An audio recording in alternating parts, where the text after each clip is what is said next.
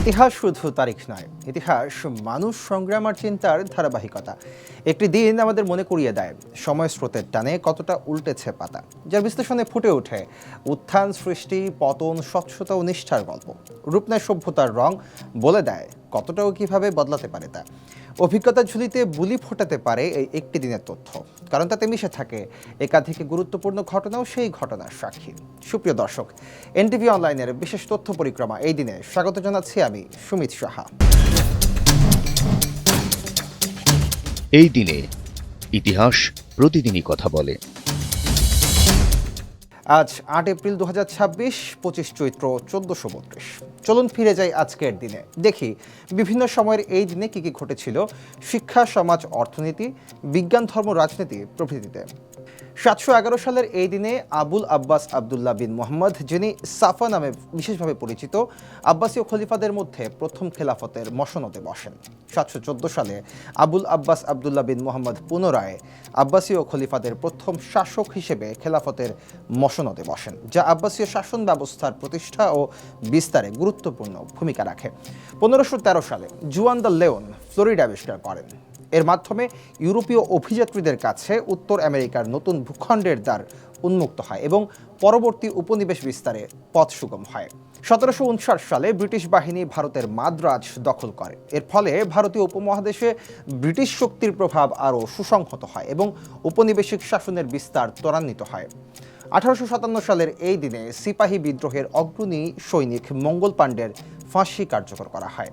এই ঘটনা ব্রিটিশ বিরোধী আন্দোলনের ইতিহাসে এক গুরুত্বপূর্ণ প্রতীক হিসেবে স্মরণীয় হয়ে আছে। 1898 সালে সুদানের আতাবারা নদীর কাছে যুদ্ধে ব্রিটিশ সেনাপতি হোরেশিও কিচেনার বিজয়ী হন। এই বিজয় ব্রিটিশ সামরিক প্রভাবকে আফ্রিকার অঞ্চলে আরও শক্তিশালী করে তোলে।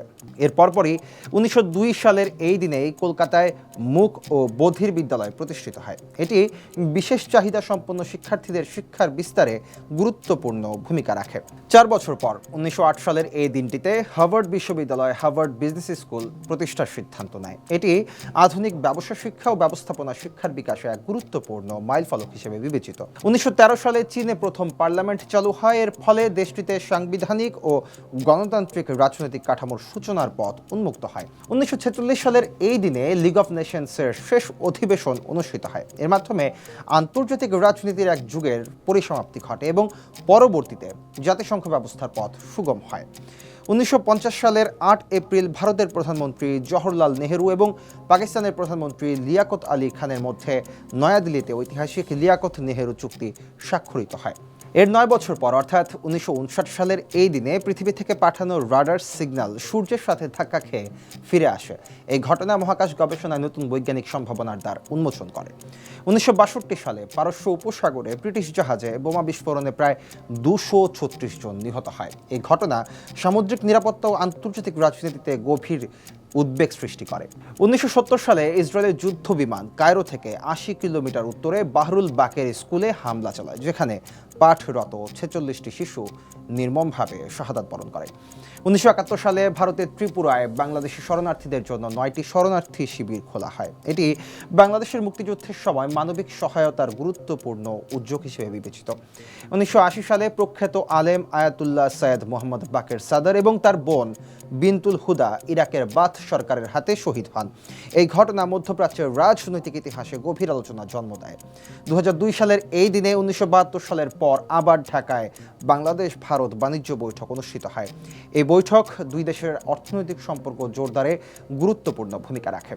আজকের দিনে জন্মগ্রহণ করেছেন গৌতম বুদ্ধ, ইংরেজ অর্থনীতিবিদ ও নোবেল বিজয়ী জন হিগস, ঘানার কূটনীতিবিদ ও জাতিসংঘের 7ম মহাসচিব কফি আনান, লন্ডন প্রবাসী বাংলাদেশি লেখক ও গবেষক গোলাম মুর্শিদ, বাংলাদেশের রাজনীতিবিদ কাজী আরিফ আহমেদ, ইংল্যান্ডের সাবেক ক্রিকেটার অ্যালেক স্টুয়ার্ট এবং ভারতীয় অভিনেতা আল্লু অর্জুন সহ আরও বহু গুণীজন। এদিনে আমরা হারিয়েছি বাংলার নবাব আলীবর্দী খাঁ, বাঙালি সাহিত্যিক বঙ্কিমচন্দ্র চট্টোপাধ্যায়, স্পেনীয় চিত্রশিল্পী পাবলো পিকাসো, বাঙালি ফুটবলার গোষ্ঠ পাল, ব্রিটিশ পদার্থবিদ ও নোবেল বিজয়ী পিটার হিগস, যুক্তরাজ্যের সাবেক প্রধানমন্ত্রী মার্গারেট থ্যাচার এবং বাঙালি বিজ্ঞানী গোপালচন্দ্র ভট্টাচার্য প্রমুখ।